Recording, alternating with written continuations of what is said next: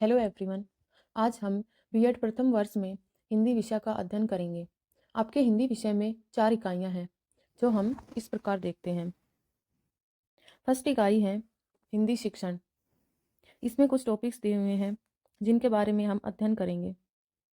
दूसरी इकाई है पाठ योजना एवं शिक्षण कौशल। तीसरी इकाई है भाषा अध्यापन की विधियाँ और चौथी इकाई है मूल्यांकन एवं समकालीन मुद्दे। ठीक है। इसके अलावा अंत में यहाँ पर प्रयोगात्मक क्रियाएं दी हुई हैं। ठीक है। आज हम प्रथम इकाई के बारे में अध्ययन करेंगे। प्रथम इकाई में प्रथम टॉपिक है मातृभाषा शिक्षण का अर्थ, स्वरूप, महत्व, उद्देश्य एवं सामान्य सिद्धांत। ठीक है। तो आज हम इस कक्षा में अध्ययन करेंगे कि मातृभाषा क्या होती है, मातृभाषा शिक्षण का अर्थ क्या है, मातृभाषा शिक्षण का उद्देश्य क्या है, इसका स्वरूप कैसा है, इसकी विशेषताएं क्या है, एवं हिंदी में शिक्षण सिद्धांत कौन कौन से हैं, एवं ये शिक्षण सिद्धांत कैसे कार्य करते हैं। ठीक है। तो सबसे पहले हम ये जानेंगे कि मातृभाषा क्या होती है। मातृभाषा का अर्थ क्या होता है। मातृभाषा वह भाषा है जिसे बालक जन्म के बाद परिवार और परिवेश से स्वाभाविक रूप से सीखता है। सबसे पहले हम ये जानेंगे कि मातृभाषा का अर्थ क्या है। मातृभाषा का शाब्दिक अर्थ है माँ के द्वारा सीखे हुए शब्द। जब एक बच्चा जन्म के बाद अपनी माता से, अपने पिता से एवं अपने परिवार के संपर्क में रहकर उनका अनुकरण करते हुए जिस भाषा को सीखता है वह बालक की मातृभाषा होती है। मातृभाषा के माध्यम से ही बच्चा अन्य भाषाओं को सीखता है।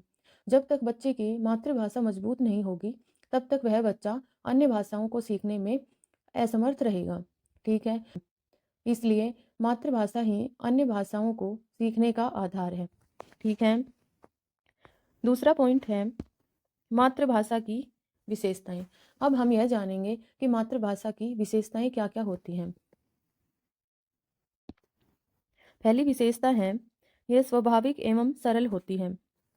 मातृभाषा की फर्स्ट विशेषता यह है कि यह स्वाभाविक एवं सरल होती है, क्योंकि एक बच्चा मातृभाषा अपने परिवार के माध्यम से स्वाभाविक एवं प्राकृतिक रूप से सीखता है।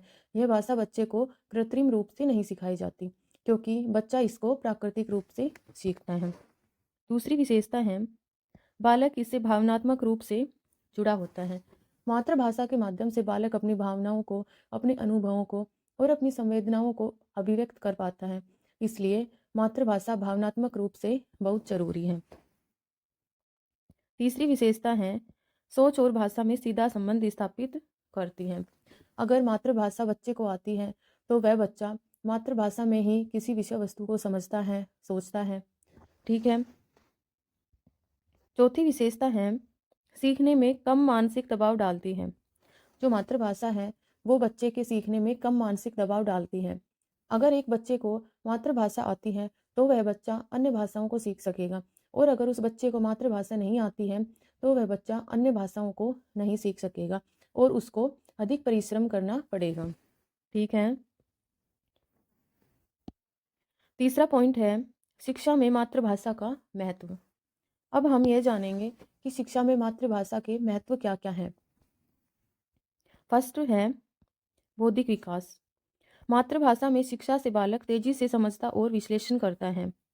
अगर एक बच्चे को मातृभाषा आती है तो बच्चा किसी विषय वस्तु को उसी भाषा में समझता है, उसी भाषा में सोचता है। ठीक है। उसी भाषा में वह प्रश्न पूछता है और प्रश्न पूछ करके विषय वस्तु का वो विश्लेषण करता है। ठीक है। यह बौद्धिक विकास है। दूसरा है भावनात्मक विकास। बालक अपने भाव, संवेदनाएं और अनुभव खुलकर व्यक्त करता है।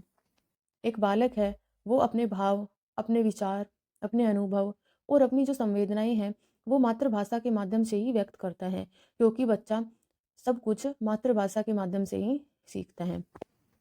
ठीक है। तीसरा पॉइंट है सामाजिक विकास। मातृभाषा बालक को समाज, संस्कृति और परंपराओं से जोड़ती है। मातृभाषा अगर बच्चे को आती है तो बच्चा समाज में अपना स्थान बनाता है, बच्चा समाज से जुड़ता है, समाज के रीति रिवाजों को पहचानता है, समाज की परंपराओं से जुड़ता है। तो इस प्रकार बच्चा समाज में अपनी एक पहचान स्थापित करता है। किसके माध्यम से? मातृभाषा के माध्यम से। ठीक है। चौथा है नैतिक एवं सांस्कृतिक विकास। लोक कथाएं, कहावतें, गीत आदि संस्कारों के विकास में सहायक होते हैं। एक बच्चा है, वो अपनी मातृभाषा में लोक कथाएं गाता है, कहानियाँ बोलता है, अपनी भाषा में कहावतों का प्रयोग करता है, गीतों का प्रयोग करता है। ठीक है, तो इस प्रकार बच्चे में नैतिक विकास होता है, अपनी संस्कृति के प्रति ज्ञान विकसित होता है, बच्चे के अंदर अच्छे विचार उत्पन्न होते हैं। ठीक है, अब हमारा नेक्स्ट पॉइंट है मातृभाषा के माध्यम से शिक्षा के लाभ।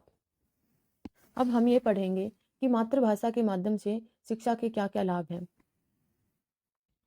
पहला लाभ है शिक्षा रोचक और प्रभावशाली बनती है।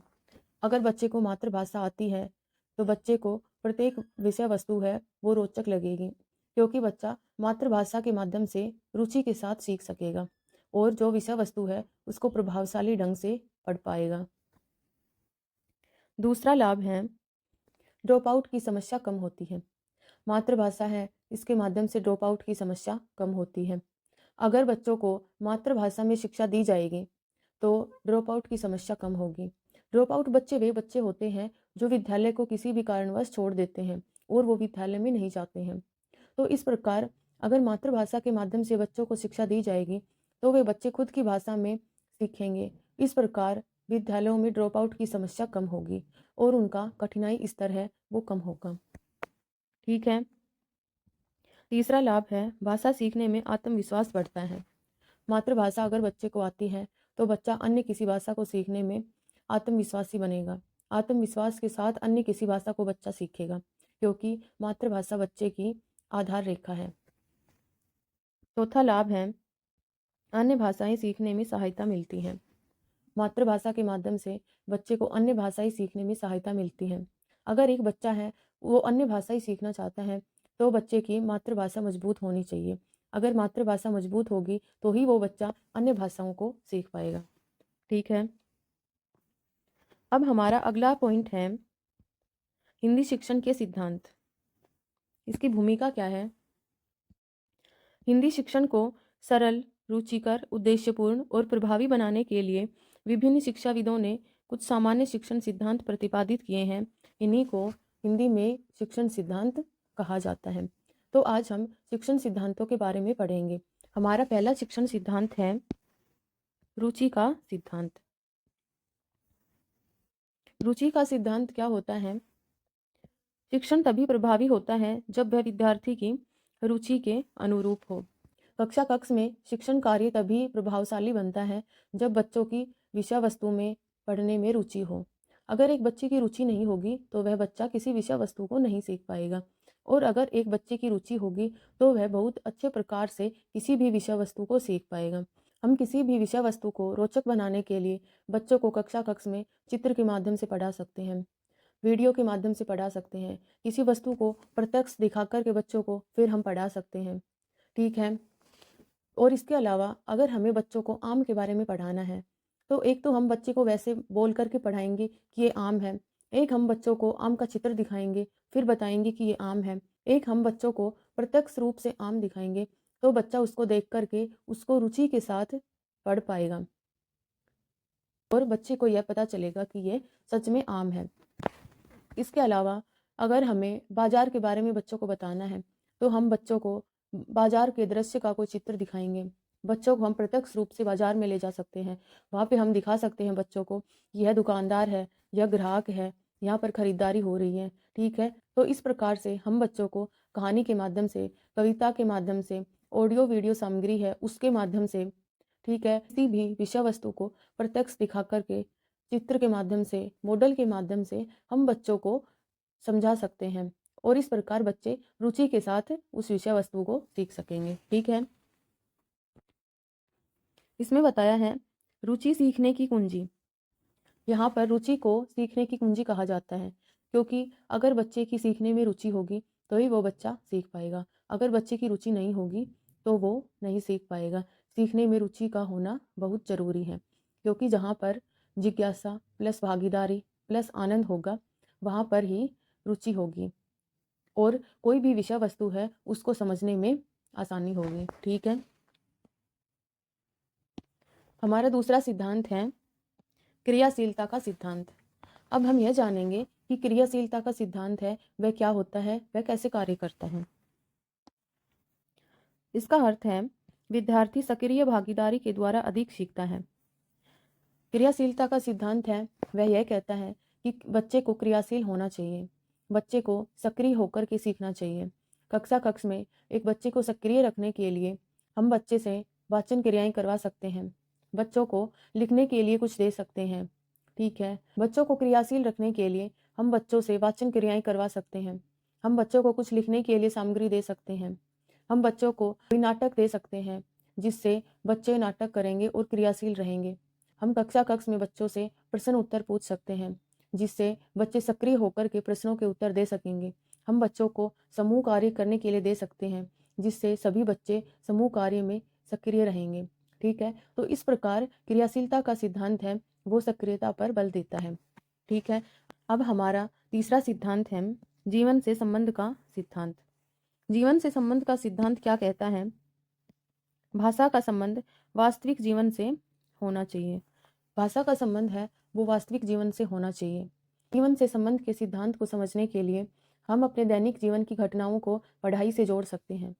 उदाहरण के लिए, अगर हमें बच्चों को ये सिखाना है कि आवेदन पत्र कैसे लिखते हैं, अगर हम बच्चों को सिर्फ ये रटवा दें कि आवेदन पत्र ऐसे लिखते हैं, इसका फॉर्मेट ये है, तो वो सिर्फ किताबी ज्ञान रहेगा और बच्चा सिर्फ किताब तक सीमित रह जाएगा। और इसकी जगह अगर हम बच्चे को ये कहें कि अपने प्रिंसिपल को 2 दिन की छुट्टी के लिए पत्र लिखो, अगर हम उसको ये कहें कि नगर निगम को अपनी गली की सफाई के लिए एक पत्र लिखो, तो बच्चा उसी भाषा का प्रयोग करेगा जिस भाषा का प्रयोग उसे वास्तविक रूप से आवेदन पत्र में करना चाहिए। इस प्रकार जो पढ़ाई है उससे रोज़मर्रा की ज़िंदगी जुड़ गई और रोज़मर्रा की ज़िंदगी है उससे पढ़ाई जुड़ गई। तो इस प्रकार सीखा जा सकता है। यही जीवन से संबंध का सिद्धांत है। इसको समझने के लिए हम दैनिक जीवन की घटनाओं पर निबंध लिख सकते हैं, स्थानीय कहावतों का प्रयोग कर सकते हैं, सामाजिक विषयों पर संवाद कर सकते हैं। ठीक है, अब हमारा नेक्स्ट सिद्धांत है, चौथा सिद्धांत है स्वाभाविकता का सिद्धांत। स्वाभाविकता का सिद्धांत क्या कहता है? भाषा शिक्षण प्राकृतिक और सहज होना चाहिए, न कि कृत्रिम। बच्चे को अगर हम शिक्षण कार्य करवाते हैं तो बच्चे को स्वाभाविक रूप से प्राकृतिक रूप से सीखने के लिए छोड़ देना चाहिए। बच्चा अगर स्वाभाविक रूप से सीखेगा तो वह बच्चा अच्छी प्रकार से सीखेगा। अगर बच्चे को भय से युक्त वातावरण में सिखाया जाएगा तो वह बच्चा भय के मारे नहीं सीख पाएगा। इसलिए बच्चों को स्वतंत्र वातावरण देना चाहिए। ठीक है, उनको स्वतंत्र रूप से सीखने के लिए छोड़ देना चाहिए। बच्चा अगर कोई त्रुटि करता है तो बच्चे को दंड नहीं दिया जाना चाहिए, बच्चे को समझाना चाहिए, बच्चे को ये समझाना चाहिए कि वह कहाँ पर त्रुटियां कर रहा है और उसकी शुद्धि वह कैसे कर सकता है। ठीक है, अब हमारा पांचवा सिद्धांत है वार्तालाप का सिद्धांत। वार्तालाप का सिद्धांत क्या कहता है? भाषा संवाद से विकसित होती है। भाषा संवाद से विकसित होती है। संवाद मतलब वार्तालाप। इस सिद्धांत के अंतर्गत भाषा को सीखने के लिए, भाषा शिक्षण करने के लिए संवाद जरूरी है। यह संवाद हम कक्ष में कर सकते हैं। एक शिक्षक है वो बच्चों से प्रश्न पूछ सकता है और आपस में संवाद भी कर सकते हैं। बच्चे को कोई भी समूह कार्य दिया जा सकता है, इससे बच्चे आपस में वार्तालाप के माध्यम से सीख सकते हैं। ठीक है, विद्यालयों में अनेक गतिविधियां करवाई जाती हैं, उनके अंदर भी संवाद का प्रयोग किया जा सकता है। कुछ प्रतियोगिताएं हैं जैसे कि वाद विवाद प्रतियोगिता है, इसके अंदर भी संवाद किया जा सकता है। इस प्रकार संवाद का सिद्धांत अर्थात वार्तालाप का सिद्धांत ये कहता है कि सीखने के लिए वार्तालाप जरूरी है। ठीक है, अब हमारा छठा सिद्धांत है व्यक्तिगत भिन्नताओं का सिद्धांत। व्यक्तिगत भिन्नताओं का सिद्धांत क्या कहता है? इसका अर्थ क्या है? प्रत्येक विद्यार्थी की क्षमता, रुचि और गति अलग अलग होती है। व्यक्तिगत विभिन्नताओं का सिद्धांत है वो ये कहता है कि प्रत्येक विद्यार्थी के अंदर अलग क्षमता पाई जाती है, प्रत्येक विद्यार्थी के अंदर सीखने की गति अलग अलग होती है। ठीक है, तो इस प्रकार एक शिक्षक है उसको ये करना चाहिए कि प्रत्येक विद्यार्थी को उसकी क्षमता, उसकी गति के अनुरूप पढ़ाया जाए। अगर एक शिक्षक को कक्ष में निबंध लिखवाना है तो वह जिन बच्चों का IQ स्तर अच्छा है उन बच्चों को निबंध लिखने के लिए दे सकता है। जिन बच्चों का IQ स्तर थोड़ा कम है उन बच्चों से वह वाक्य लिखवा सकता है, और जिन बच्चों का IQ स्तर बिल्कुल कम है उन बच्चों से वह शब्द लिखवा सकता है। तो इस प्रकार उन बच्चों की क्षमता के अनुसार उनको सिखाया जा सकता है। और अगर कम IQ स्तर वाले बच्चे हैं, वो शब्द लिखना सीख जाते हैं, तो उन बच्चों से वाक्य लिखवाए जाए। जो बच्चे वाक्य लिख रहे हैं, वो बच्चे अगर वाक्य लिखना सीख जाते हैं, तो उन बच्चों से निबंध लिखवाएं या फिर कोई छोटा सा अनुच्छेद लिखवाएं। तो इस प्रकार बच्चों की जो गतियाँ हैं, बच्चों की जो क्षमताएं हैं, उनके अनुरूप एक शिक्षक उनको पढ़ा सकता है। ठीक है। तो व्यक्तिगत भिन्न